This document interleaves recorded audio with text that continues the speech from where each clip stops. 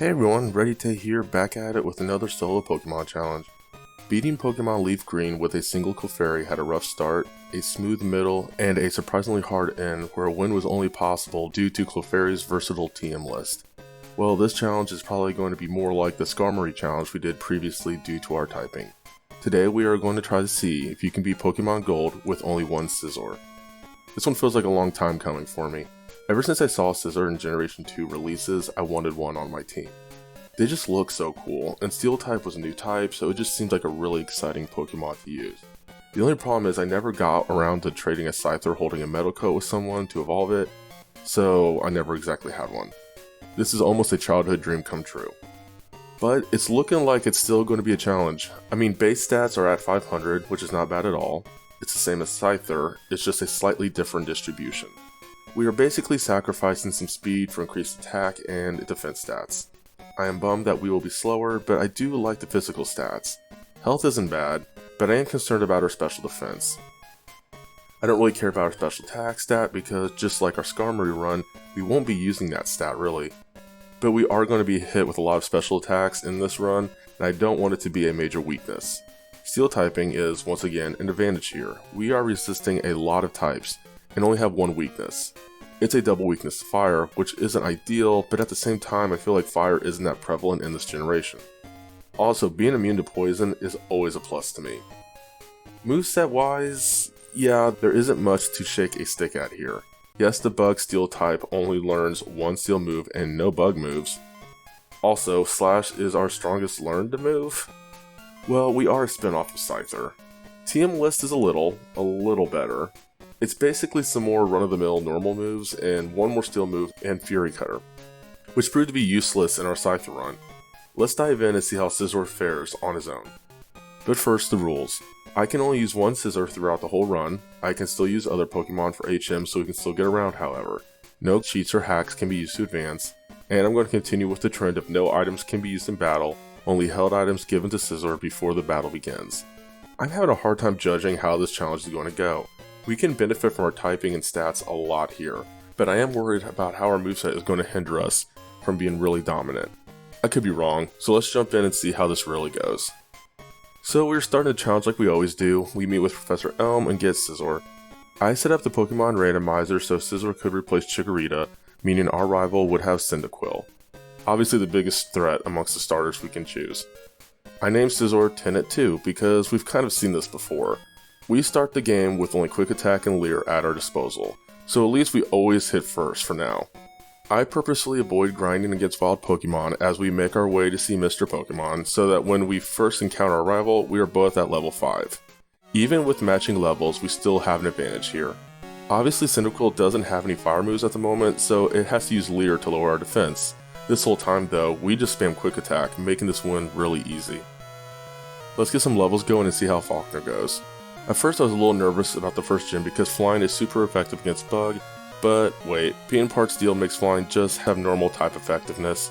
Besides, Faulkner's main move is Mud Slap, which is actually super effective against steel, but our bug typing neutralizes that type effectiveness to normal damage as well. So I guess in short, we don't really have to worry too much about Faulkner. We just need to be at a decent level, and I think we can win this easily enough. Well, we got to level 12 before facing Faulkner, and look, we learned Pursuit from battling one of the trainers at the gym. Well, at least we have somewhat of a plan against Morty later on, but that's not important right now. Not much to report here against Faulkner. We're just spamming Quick Attack, and it's hitting hard enough for us to stay ahead of Pidgey and Pidgeotto. We do get hit by one Mud Slap, so we do miss some Quick Attacks against Pidgeotto due to the lowered accuracy, but at the same time, Gust isn't too scary, so we get the hits when we need them, and Faulkner goes down easy enough. Now let's go through Union Cave, which is going very smoothly, all thanks to Pursuit. If you watched my Scizor and Fire Red run, I often pointed out that yeah, this move is more on the weaker side when it comes to attack options, but Dark is a special type in Generation 2, and it really feels a need when it comes to taking on these Geodudes and Onyxes from the Hikers. Even Hiker Anthony outside the cave wasn't an issue, which is good because he has been annoying in some of my other Generation 2 challenges. We can also safely say that Team Rocket Grunts are easy to put away and slowpoke well. None of their Pokemon are strong defensively, and being immune to poison along with our defense typing ultimately means we are hardly getting hurt here. The real question is, how are things looking by the time we face Bugsy? Honestly, not much to report. While we were getting to Bugsy, Tennet 2 learned False Swipe thanks to defeating a trainer at the gym. For those of you who don't know, this move causes damage, but it can't knock out a Pokemon. The best it can do is leave 1 HP remaining of our opponent's health. It's really useful in catching Pokemon. Yeah, this move isn't great when it comes to challenges like this. I hardly used it in my Scizor run, but it's technically a hard hitting move here at this point in the game, and it can be useful in setting up situations where we whittle our opponents down quicker than just using Quick Attack. And when the time is right, we can do a quick knockout with Quick Attack. Basically, this is what we did against Bugsy. We did a series of false swipes till his Metapod, Kuna, and Scizor fell to red health, and sealed the deal with Quick Attack. His Scizor kept his Fury Cutter active the whole time we were fighting it, and yeah, it's gaining power each turn, but we resisted so well that this battle was wrapped up quickly. That means we need to do a rival battle before heading the Goldenrod. This is where we come across what might be our first real brick wall of the game. A lot of you might have seen this coming, but yeah, Quilava is a problem here. Ghastly isn't bad at all because Pursuit exists, but Quilava can take us out with 2 Embers easily. It also doesn't help that it is quicker than us, and frankly we don't have a combination of moves that can take it out in less than 2 turns. We simply can't win this battle at level 19, which means we should probably grind some. Level 21 is doing a little better. It also helps that we don't take Ghastly out right away. Instead we use our time against Ghastly to spam Focus Energy to buff our attack. Yeah, this is kind of a dangerous spot because we don't want to fall asleep from Hypnosis or get paralyzed from Lick, but at the same time we can only use Focus Energy 2 times before reaching our limit, so we often still take Ghastly out soon enough. But all that being said, Quilava is still a problem, and we are still going down easily from here. So, more grinding then, and this time to level 23. Well, level 22, but we're right on the edge of being at 23. I don't know why I stopped grinding here. Ghastly is an easy one-shot with Pursuit. We could stick with Focus Energy, but we are already near our stat limit as it is, and I want to see just how hard we are hitting at this level. Of course, it's hard to gauge that when your first false swipe against Quilava is a critical hit, but I'll take it. Ember only takes us to yellow health instead of the red, but it still means it can take us down in the next turn. A quick attack from us knocks it out. I also just noticed that at this level we are faster than Quilava, so we might not have necessarily needed Quick Attack. But still, Quilava is down, and all we have to worry about is Zubat. Pursuit isn't doing the best here, but its bite is only doing 1 damage to us. Quick Attack though is still perfect for the knockout and gives us the chance to progress past our rival from here.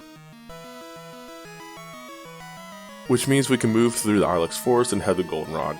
This time though, I actually teach Scizor Cut instead of Headbutt. I know, shocking considering I have basically always used Headbutt in these Generation 2 challenges. I think part of the reason I did Cut instead is because I wanted a change of pace. I mean, there are reasons to use Headbutt over Cut, it technically hits harder, and there's always a chance of flinching the opponent, but Cut can lead to a critical hit more often, and we do have a diminished speed stat in this run, so we will have to keep this level lead if we want to guarantee we can outspeed and flinch our opponents effectively if we use Headbutt. I'm sticking with Cut here and seeing what happens. Besides, I still got the Team 4 Headbutt, so if we need it in the future, we can still use it. Of course, while we are battling outside the daycare, we level up and get the opportunity to learn Agility, which would be useful with Headbutt, and as we make our way to Whitney, I do remember that we like to lean on Headbutt to flinch Miltank to seize her rollout. It's fine. I don't want to use up another move slot just to make Headbutt useful, and in our last run, if I remember right, we never even got Miltank to flinch, and we still won. Yeah, there really wasn't even anything to worry about in this battle. Clefairy falls to red health from her first cut. It delivers a very weak 3-round double slap, and that was with a critical hit. Another cut takes it down, and now it's on to Miltank. Its first rollout missed, but our cut isn't doing a whole lot here either, so we need to be careful. We are sticking with spamming Cut though, and things are getting a little scary with Miltank finally getting a rollout streak going. By the time we get Miltank to red health, I felt confident that Whitney would break the streak by having Miltank heal up with Milk Drink, but no, she is sticking with rollout, which actually misses. Yeah, this battle's wrapped up quickly from here. See, Cut worked just fine.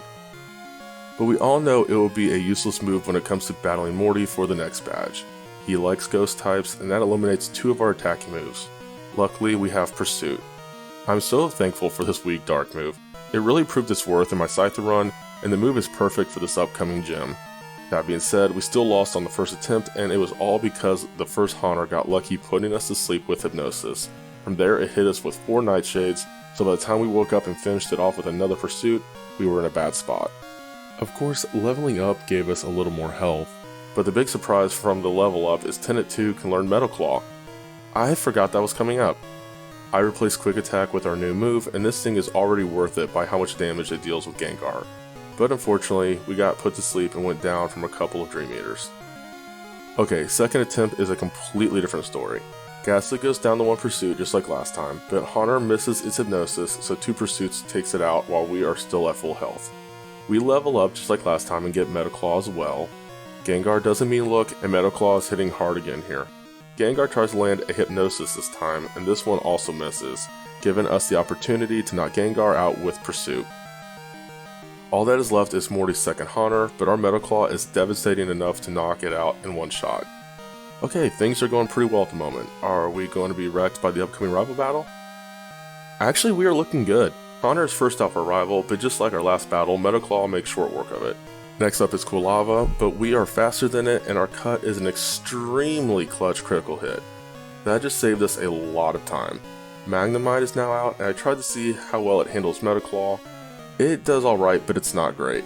I know Steel isn't effective against itself, but it was worth a look. Cut is actually doing better as the alternative. Magnemite is still standing with a sliver, but another cut ends this part of the battle. We have taken some damage from Sonic Booms from Magnemite, but I think we can outlast Zubat. Of course, a single cut is more than enough to knock it out, and we end the battle from there. So I'm going to cut to the chase and head east to take care of Team Rocket at Lake of Rage in Mahogany Town, along with getting our badge from Price before taking care of the west part of the map. Just like all of my Generation 2 challenges, Jasmine is going to be a problem. Maybe not as bad as she usually is since we are also part Steel, but still. We don't have a hard-hitting move to take care of our Steelix easily. Basically, we should focus on buffing our stats so we can have some form of an advantage against it. So yeah, we were battling trainers at the Lake of Rage, and battling the Team Rocket grunts goes smoothly too. Especially since we are part Steel. We are immune to poison moves and can resist moves like Self-Destruct. Yeah, this is really a piece of cake, and so is Price. Seal goes down to yellow health from a Metal Claw. That's still pretty good for it being an ineffective move. Its responding Icy Wind does barely anything, so we soon take it out with a Slash, which we acquired while we were in Radio Tower. Next up is Dugong, which is actually a critical hit one-shot. All we got left to worry about is Piloswine. Slash is doing pretty well, taking Piloswine to half health. It just sets up a miss, so we're still in a good spot to take it out with another critical hit. That was a quick fight. I think Chuck will go the same way, so let's see how it goes. Oh yeah, critical hit Slash one-shots Primeape, and 2 slashes knock out Poliwrath. All Chuck did was try a missed Dynamic Punch. Bar none, the easiest fight in the game. Well, let's get back to Olivine and face Jasmine. I don't think we are ready, but let's see. Yeah, unfortunately we are not ready. Actually, Steelix is not necessarily the issue here. Out of the 3 attempts we do at level 42 and 43, it only takes us down once. What Steelix ultimately does is beat us up just bad enough for the second Magnemite to take us out with a Thunderbolt. The first Magnemite basically does nothing since we easily one-shot it with Slash, or it survives Slash, it paralyzes us with a Thunder Wave, we heal up thanks to our Paralysis Cure Berry, and then finish it off with another Slash. Steelix Iron Tail doesn't deal as much damage as it normally does thanks to our Steel typing in this run. The only time it is scary is when it causes a defense drop. But for the whole battle, we are spamming Slash and it is spamming Iron Tail. We always get Steelix low health first thanks to Iron Tail missing about half the time. But Jasmine, of course, has a Hyper Potion handy, and we have to start all over again and trying to take Steelix down. We usually come out on top, which just means, like I said, the second Magnemite takes us out. I was hoping Tenet 2 would land a critical hit one-shot on the second Magnemite, just like I did on the first one multiple times, but no. We can't outlast the second one, and we always go down. Well, let's grind. How about level 45? So after battling the trainers at Whirlpool Islands, we reach level 45 and face Jasmine. The first Magnemite survives our stronger Slash, paralyzes us, and we shrug it off with the berry, soon knocking it out with another Slash. Our rematch with Steelix goes just like I previously described. I really can't notice a difference in our attack and defense stats here. But regardless, we get Steelix to low health, Jasmine heals it up to full health, and we work on whittling it down again. I am so thankful that Iron Tail misses as much as it does. This battle would be hopeless if it had a higher accuracy. Eventually we get back to taking Steelix to low enough health where we can take it out with one more Slash. So here we go again with the second Magnemite. We are still in the low 40s health-wise, like the attempts we had at a lower level. Our first slash against it isn't a critical hit, it's a 50-50 on what attack Magnemite will use here. Sometimes it's Thunder Wave, other times it's Thunderbolt. This time it's Thunder Wave, which misses. That was extremely lucky. We now have the opportunity to attempt another slash, and thankfully it doesn't miss, which means we finally get the win. Yeah, I honestly feel like that grinding didn't do a thing to help that battle. I mean, let's be honest, we were only able to beat the last Magnemite due to luck. All the missed Iron Tails were based on luck, the occasional critical hits were based on luck. It's not the way I like to win battles, but Jasmine is always a problem in these challenges, so I should chalk up that battle as a win and move on. Besides, we have to deal with Team Rocket again, which means we have to deal with our rival again. Just like before, the Team Rocket grunts are not really worth talking about, so let's get going on facing the rival. Golbat goes down easily thanks to a critical hit slash. Quilava is next, and despite our level lead, it goes down with a single non-critical hit slash. Magnemite is next, and unlike its teammates, it survives slash. It tries to paralyze us with Thunder Wave, but it fails. Again, that was lucky, but I'll take it since a few minutes ago we lost the scientists at the radio tower due to having the worst paralysis confusion luck I've ever seen. Seriously, we were either paralyzed or hurting ourselves in every turn. I digress. We take this one out with one more slash. Haunter's next up, but Metal Claw is still more than strong enough to take it out in one blow. The last Pokemon is Scizor, and while I thought Cut would take it out easily, it actually hangs on with a Sliver. Of course, its Feint Attack hardly does anything to us, so another Cut is all we need to finish the battle. Well, let's beat the rest of Team Rocket and face Claire. But while we were fighting Team Rocket, Tinnet 2 reaches level 50, and stat-wise, we really aren't looking that bad. Special attack isn't great, but it could be worse, and it still wouldn't matter since we don't have any special attack moves. Besides, look at the attack stat. It's nice to have that much firepower. Our defenses are looking good too. I mean, I wish our special defense was higher, but hey, I will still take that number. Speed isn't horrible either, and it could reach 100 by the time we reach the Elite Four. To be honest, I don't really have a plan for battling Claire. We don't have any super effective moves against her Dragon team. But at the same time, we have been hitting hard in some of these battles, so let's see how we look. Okay, we're actually looking really good here.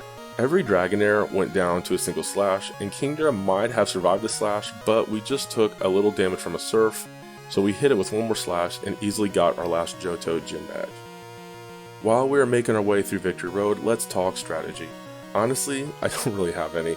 We don't really have any type effectiveness against these types we're about to go against.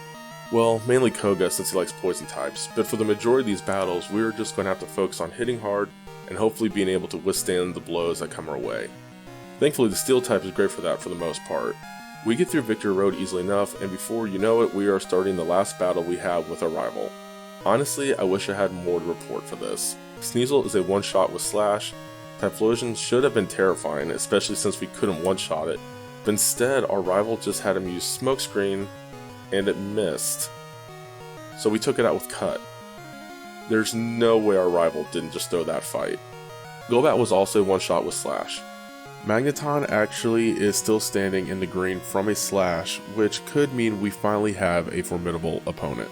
But no, it misses its Thunder Wave, and our next slash actually hits hard enough to knock it out. All that is left for this team is Haunter and Kadabra, which go down from one Metal Claw and Slash respectively. A no damage sweep.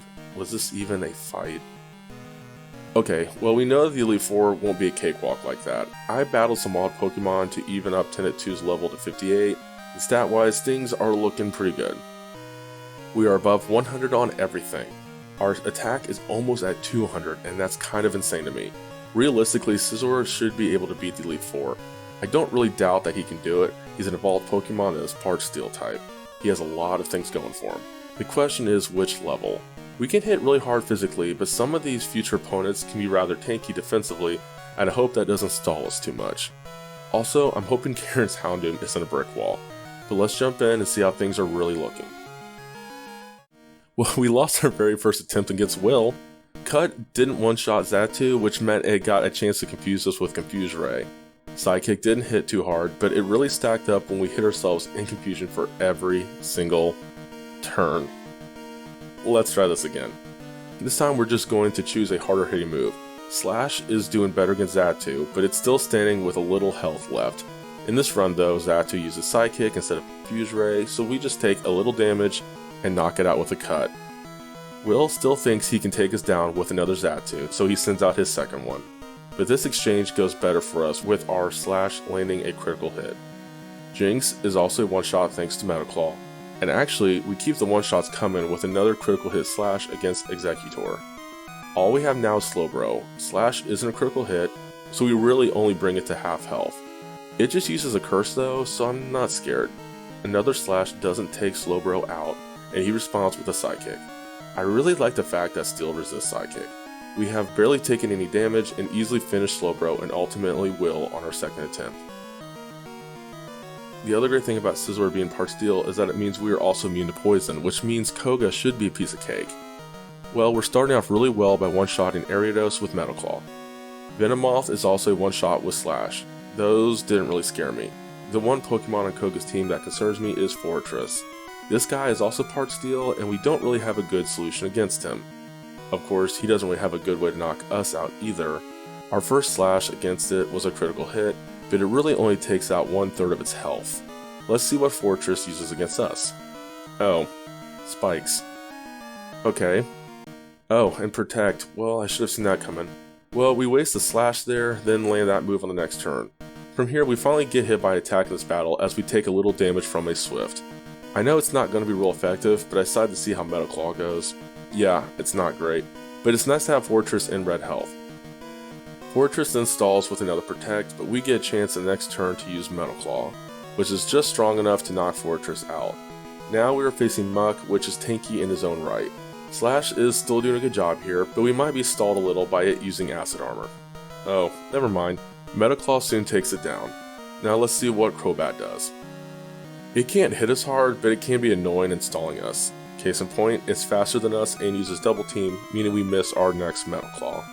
Wing Attack actually hit harder than I was expecting, but we are clearly the harder hitter when Metal Claw actually hits. Koga draws the battle out by using a full restore. The cut I was going to use to wrap the battle up is really just used to bring Crobat to almost half health. We take some more damage from Wing Attack, but we are still in the green. From here we get lucky in landing another Metal Claw, and from there we win another battle. Facing Bruno went much smoother this time around. Hitmontop almost went down from our opening Slash and then dug underground. Surprisingly, Dig didn't do as much damage as I was expecting. Anyway, Cut easily finished off Hitmontop. One Hitmon down, 2 more to go. Hitmonchan was next, but it couldn't do a thing due to our critical hit Cut. The same fate almost awaited Hitmonlee, which barely had any health left after our Cut. However, we had to contend with confusion from Swagger. We hit ourselves hard and took some damage from Double Kick, but luck was on our side as we snapped out of confusion and easily knocked out Hitmonlee. Sticking with Cut against Machamp, it did about the same amount of damage as it did against Hitmonlee. Cross Chop hit kind of hard, leaving us with 42 health. But 2 more cuts took down Machamp. Onix was the final opponent, and Metal Claw was all we needed to wrap up the battle. Now, at level 60, facing Karen should be easier. However, Houndoom is still a formidable opponent. We started with Umbreon, known for its tankiness, and despite its durability, we managed to bring it down with careful damage control. Then came Houndoom, and our Slash brought it agonizingly close to defeat. Unfortunately, being 4 times weak to fire, we couldn't withstand its flamethrower. Despite several attempts, even using a rare candy to reach level 61, we fell just short of defeating Houndoom. It looks like a little bit more grinding is in order, but overall the Elite Four run has been quite successful so far. Reaching level 64 has definitely improved our chances. Umbreon still withstood our Slash, but it didn't hit us with a Fan Attack, and its Sand Attack actually failed, leaving us in a favorable position. We soon brought it down from there. Facing Houndoom, a critical hit Slash finally brought it down, clearing a major hurdle. Vileplume survived Metal Claw with a sliver of health, but our luck held on as we dodged Stun Spore, allowing Cut to finish it off. Gengar, like before with our battle against Morty, fell quickly due to Metal Claw. Now we just have to face Lance's Dragons, and our Slash against Gyarados brought it to red health, indicating a tough battle ahead. However, Surf didn't do much damage, and we easily knocked out Gyarados.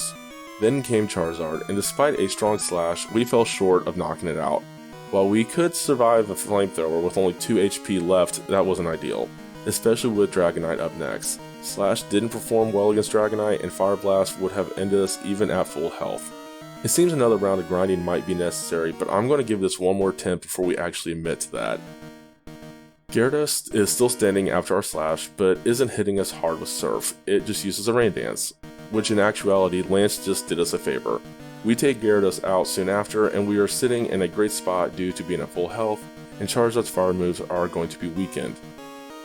Or, we can just one-shot Charizard with a non-critical hit slash. That works too. Back to facing the level 50 Dragonite. We are at full health this time, so there is that. We are getting extremely lucky with a critical hit, one-shot slash taking it out. With the two scary Pokemon gone, we now have to face a weaker Dragonite. Slash isn't a critical hit though, so our luck is dwindling with us getting paralyzed from a Thunder Wave soon after. This could be really bad. But a win is still possible as we resist a Thunder and knock the second Dragonite out with another slash. One more Dragonite left and we are paralyzed during our first move. Twister is hardly doing anything though. Actually, Hyper Beam isn't doing much either. I love Steel types. We finally get the chance to land another slash, and it would have been really nice to finish the last Dragonite off during this recharge period, but nope, paralysis. Which means we get hit by another Hyper Beam and waste another turn due to paralysis. Finally, we get a chance to attack again, and the last Dragonite is no more.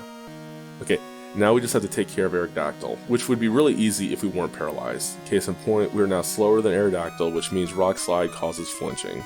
Another Rock Slide, but no flinching this time, and with some fortunate luck, where we are not fully paralyzed, we are able to land a Metal Claw, giving us the final blow to beat Lance. Besides the scary fire types, that was a pretty smooth run to become Pokemon champions. I know I shouldn't be surprised since Scizor is an evolved Steel type Pokemon. The dude hits pretty hard, but we still have challenges in front of us. We still have to face 8 Kanto Gym Leaders and then beat Red in the final battle of the game. But like all these challenges, the first 7 Gym Leaders are not really worth talking about. Outside of these battles, it is worth mentioning that we got leftovers from Celadon City. If you have seen my other Generation 2 challenges, you are probably expecting me to get the team for Sidekick here as well, but Scizor can't learn Sidekick, so it's probably not worth it. Also, in classic REDyTay challenge fashion, my item bag was too full when I was about to grab leftovers, so I had to make room to grab it, and for the second challenge in a row, I got to Cycling Road and realized I never got the bike earlier in the game. What is up with me doing that lately? Despite all that, we got to our battle with Blue soon enough. Pidgeot goes down to a critical hit one-shot slash. Next up is one of the 3 Pokemon left in the game that actually scares me, Arcanine. It is still standing in yellow health after a slash. Out of all the moves Arcanine has at its disposal, it uses Roar. Well, my Hoot Hoot I'm using for Fly and Flash is now out, meaning we waste a turn getting Tenet 2 back out, which then means it gets slammed with a Flamethrower. Okay. We're actually just in yellow health from that, but getting burned is making this a little scary. I'm so thankful for leftovers here. I know getting burned weakens our attack stat, but I didn't think it would weaken it enough that our cut would fall short of knocking Arcanine out. So yeah, another Flamethrower finishes us quickly soon after. Let's try this again. Pidgeot survives Slash this time around and hits us with a Wing Attack. Cut takes it out. We are back to full health thanks to leftovers when Arcanine is sent out. It survives Slash, but this time it's not wasting time with Roar, it goes straight to Flamethrower. We are in the yellow with 54 health, but we are back to a nice amount of health from leftovers. No burn either, so Cut this time actually knocks it out. Okay, the first time seeing Gyarados in this battle, and Slash is doing good. It's just a little scary here since we are still in yellow health. I wish Hydro Pump missed there, but we soon get back to yellow health again thanks to leftovers. Blue uses a full restore for the heal up, so Cut isn't going to do much here. Oh. The critical hit was nice though. I know I should be frustrated Gyarados is still hanging on from a sliver, but I was nowhere near expecting it to hit that hard in the first place. Seriously Blue, another full restore? Okay, that was what I was expecting from the first cut. We switched to Slash since we need more firepower, and that was enough to end this slightly annoying part of the battle. Executor survives Slash, but since it is charging up for a Solar Beam, we easily finish it off. By the time Alakazam comes out, we have now healed up into green for some more breathing room. Metal Claw is great here since it lands a one-shot. Actually does same against Rhydon as well. Okay, besides that slight hiccup against Arcanine, we have had really smooth sailing in the second half of the challenge leading up to our fight with Red. That being said, I don't think we are ready for Red at this point. I mean, we're basically at the same level as the Pikachu, and our level lead is not great compared to the rest of the team. So I'm going to cut to the chase and grind Tenet 2 to level 85 and see how we look from there. I think Charizard is still going to be a problem even at this level. So at this point, Pikachu is not a problem at all, which we probably all expected. I think it's a little weird that Red sends out Venusaur here soon after. The only reason I could think of Red doing this is for Venusaur to set up Sunny Day to help Charizard, but honestly Charizard really doesn't need the assist. Venusaur does survive a critical hit slash, but it just does the first step of a Solar Beam, so a cut actually finishes this section of the battle. Okay, so now Charizard is out. I don't think Slash can seal the deal here for us. And unfortunately I was right. Yay, Flamethrower. I'm going to cut to the chase and admit that we need more firepower than what we currently have. Now, we could keep grinding, but I don't really want to go through all the trial and error against Charizard. Grinding to level 100 might be necessary for us to even stand a chance. So, I'm going to do something I don't normally do when I play the game, and that is use Hyper Beam. Yeah, I don't really use this move often unless it's part of a legendary, pseudo-legendary moveset for regular gameplay. It is one of the most powerful moves in the game, and I kind of feel like it can be a cop-out. But Scizor can learn it, and we have a great attack stat, and this is a quicker way to beat the game if it all goes well. Sure, I had to backtrack to Goldenrod to get the Coin Case so we could use the slots at Celadon to get the TM. Yes, I had to backtrack again. I will never learn. But yeah, I think going back and forth and hitting the slots is a quicker way to make progress than actual grinding. Okay, let's see if this seals the deal. Pikachu goes down easily just like last time, and Venusaur is sent out just like last time. But this time it actually does set up a Sunny Day, so things just got rougher for us. For starters, our next attack misses, so we are starting to take damage from Solar Beam, and we need as much health as we can save on the off chance that we survive Charizard's Flamethrower. I know we can't really survive that, but we need as much insurance as we can get. Well, we only get hit by one more Solar Beam, and Leftovers is healing us up some, so things aren't really horrible. Venusaur goes down to a cut, and we are back to being face-to-face with Charizard. Hyper Beam luckily doesn't miss, and it totally one-shots. Yeah, it's a little bit of a bummer that one of the last big threats for us in the challenge goes down this easily, but we would have to be one-shotting Charizard with Slash at a higher level anyway, so this was going to be anticlimactic either way you looked at it. We still have half of another battle to complete though, so here comes the last Pokemon that scares me, and that is Snorlax. This thing is always hard to take down due to its defense and healing from rest. That, and I really don't want to deal with paralysis from Body Slam, which we are already getting hit by a couple of times since we need to recharge from knocking out Charizard and our next Hyper Beam misses. When Hyper Beam does hit, Snorlax withstands it while being in red health. Hyper Beam is a great move in this situation, but see, it's not always an easy instant win, especially when we give Snorlax a free turn with us recharging, which conveniently allows it to fully heal up with rest. Okay, let's stick with our strongest one-turn move. Slash, though, doesn't even take Snorlax to half health. Another Slash basically takes Snorlax to where it was after one Hyper Beam. We were going to use Cut to knock it out, but it misses. Snorlax wakes up and uses another rest for a full heal up. Okay, let's do this again. Another 2 slashes gets us back to where we were, but this time Cut doesn't miss, so we finally take Snorlax down. Blastoise isn't really scary, especially when our slash is a critical hit. Yeah, a Cut soon after that causes it to faint. All that is left for the game is Espeon. Slash is doing what it has done for this whole battle, get our opponents to red health, and from there we use one more Cut to knock Espeon out. And we have now officially completed the challenge. Scizor really is a great Pokemon, but that should be a given considering it is an evolved Pokemon and has some amazing stats. Its attack stat and its type combination are what really made the challenge easier. Yeah, it sucked being easily one-shot by fire types, but there really wasn't a lot of them we needed to worry about in this game if you hadn't noticed. That, and I would gladly take a 4-type weakness if that means that Steel and Bug cancel out the rest of your weaknesses, leaving us with only one type to really worry about. I wish we had more type coverage and more than just one bug move and 2 Steel moves at our disposal, but considering how high our attack stat was, it was great seeing all these strong normal physical moves that we could use. All in all, this was a really fun run. I'm going to be honest, I'm not sure what my next challenge would be. I have a couple of ideas, but at the moment, none of them are coming up as a clear-cut winner for my next challenge. But stay tuned because there will be one coming. In the meantime, you can watch some of my other challenges and don't forget to like the videos, subscribe for more updates, and please leave some comments about what you liked about the video, what challenges you would like to see in the future, and suggestions on how I can make these videos better. I could always use some creative input when it comes to making these. Thanks for watching everybody, and until next time, Geronimo.